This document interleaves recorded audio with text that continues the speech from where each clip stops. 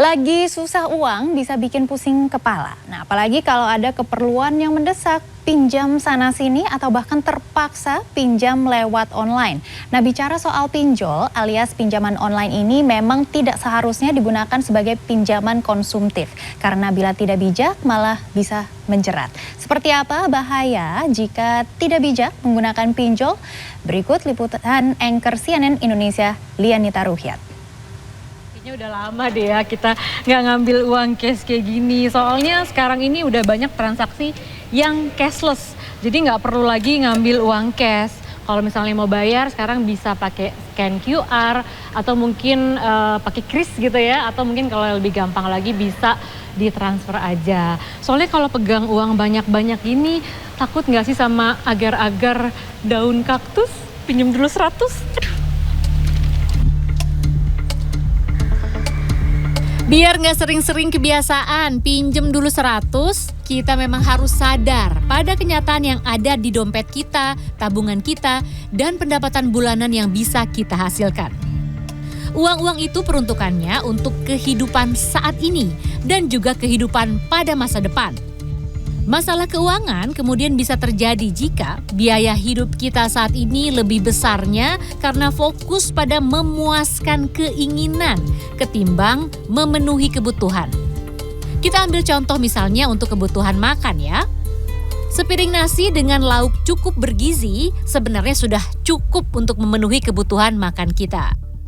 Tapi yang sering terjadi, kita inginnya makan di resto estetik terbaru yang lagi viral dengan berbagai sajian cantik yang memanjakan mata dan menggugah selera. Ditambah lagi jajan, ngopi-ngopi bersama teman-teman yang tentu membutuhkan budget tambahan. Nah, kalau untuk kebutuhan konsumtif seperti ini seharusnya menyesuaikan dengan pendapatan. Boleh saja dilakukan sesekali, tapi tidak sampai harus membuat kita berhutang ataupun mendapatkan tambahan dana lewat pinjaman, terlebih pinjaman online alias pinjol. Karena keinginan konsumtif akan terus ada, membuat utang menumpuk, lalu Anda dikejar penagih hutang. Mutasi rekening. Ternyata dari situ dari tanggal 10 itu sudah ada data masuk, uang masuk ke rekening saya sebesar 40 juta dan keluar lagi atas virtual account atas nama saya tapi bukan punya saya. Jadi memang uang itu masuk ke rekening saya tapi keluar lagi atas virtual account bukan punya saya. Misalnya 014 virtual account atas Anik Purwanti, sedangkan rekening yang saya pakai cuma BCA, BRI dengan Mandiri Syariah waktu itu kan. Dan itu kita print out waktu itu karena hari Minggu kan, hari Seninnya saya print out itu di BCA itu memang ada uang masuk dan itu tertulis tapi langsung keluar lagi, detik itu langsung keluar lagi seperti itu. Dan nominalnya pun sama 40 juta. Sama. Artinya aplikasi pinjol ini bisa ngebobol bank gitu ya? Saya kalau bilang ngebobol juga bukan ranah saya, tapi maksudnya kalau kita sebagai orang awam kok mereka bisa masukin ke rekening saya keluar lagi atas nama saya, kan itu bukan orang-orang yang bego-bego amat lah istilahnya, pasti orang yang ngerti IT ataupun apa. Otoritas Jasa Keuangan terus mengingatkan agar masyarakat menggunakan pinjol yang sudah memiliki izin dari OJK yang dapat diketahui daftarnya di website OJK. Meskipun kenyataannya OJK mengakui memberantas pinjol ilegal tidaklah mudah. Melakukan cyber patrol untuk memastikan bahwa pinjol-pinjol ilegal ini nggak bertebaran di Indonesia. Kita kerjasama dengan Kominfo. Kita minta, kalau kita temukan, kita minta Kominfo blokir.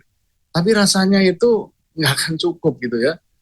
Terus kita juga akhirnya sekarang Satgas yang saya pimpin, itu pemberantasan identitas keuangan ilegal, kita undang juga Google. Untuk menyelamatkan keuangan, kita haruslah memiliki kesadaran finansial. Kesadaran finansial dimulai dengan menjalani gaya hidup sesuai dengan pendapatan yang bisa kita hasilkan. Pengaruh parenting keuangan zaman dulu yang mengatakan bahwa kamu belum sukses kalau belum memiliki sesuatu. Tapi ketika kamu sudah memiliki kendaraan, rumah sendiri, TV bagus, TV yang lebih besar, barang elektronik, sofa bagus, dan makin besar rumahmu dan lain sebagainya, kamu dianggap sudah sukses, sudah mapan. Sehingga apa? Banyak anak muda yang merasa bahwa kalau saya kerja, apalagi yang saya kejar kecuali ya barang-barang itu tadi, kebeli barang-barang, yang dia lakukan adalah kadang-kadang dia membeli barang yang dia sebetulnya tidak mampu dan tidak butuh. Kadang dia tidak butuh, kadang dia tidak mampu, tapi dia paksakan membeli. Nah, ujung-ujungnya lama-lama yang terjadi adalah ketika dia tidak punya uang yang cukup, dia mulailah berutang. Berutang memang tidak sepenuhnya salah, karena utang sebenarnya adalah salah satu cara membayar pembelian kita untuk menunda pengeluaran saat kita memiliki uang. Jadi dalam kebutuhan konsumtif jangan terlena pada hal ini, kartu kredit atau juga pinjaman online ada di aplikasi, ada di gawai Anda ini. Karena ini semua gampang, yang satu tinggal gesek langsung bayar, yang satu tinggal ketik-ketik langsung cair. Tapi kita harus lihat dulu nih penghasilan kita atau pendapatan kita setiap bulannya. Coba dibagi dulu 50%-nya untuk kebutuhan Anda yang pokok-pokok 50%, kemudian 30%-nya digunakan untuk biaya keinginan Anda. Nah, tapi jangan lupa 20% bisa digunakan dulu untuk tabungan Anda. Karena kita tidak hanya hidup di masa ini saja, tapi kita juga harus memikirkan masa depan. Ya, dalam meminjam uang tentu masih boleh dilakukan ya, tapi kalau bagus dipilih-pilih dulu kredit untuk apa atau pinjam untuk apa. Jangan sampai hanya untuk kebutuhan konsumtif yang akan membebani keuangan kita. Lebih baik lakukan untuk kredit atau peminjaman yang produktif. Nah, salah satunya adalah untuk kepemilikan rumah atau pembangunannya bisa juga digunakan untuk sebagai kredit modal usaha sehingga kita lebih berkembang. Dan yang penting juga untuk diingat adalah sebelum meminjam kita harus memikirkan skema untuk pengembaliannya supaya tidak membebani kehidupan atau keuangan kita di masa depan. Tim Liputan CNN Indonesia.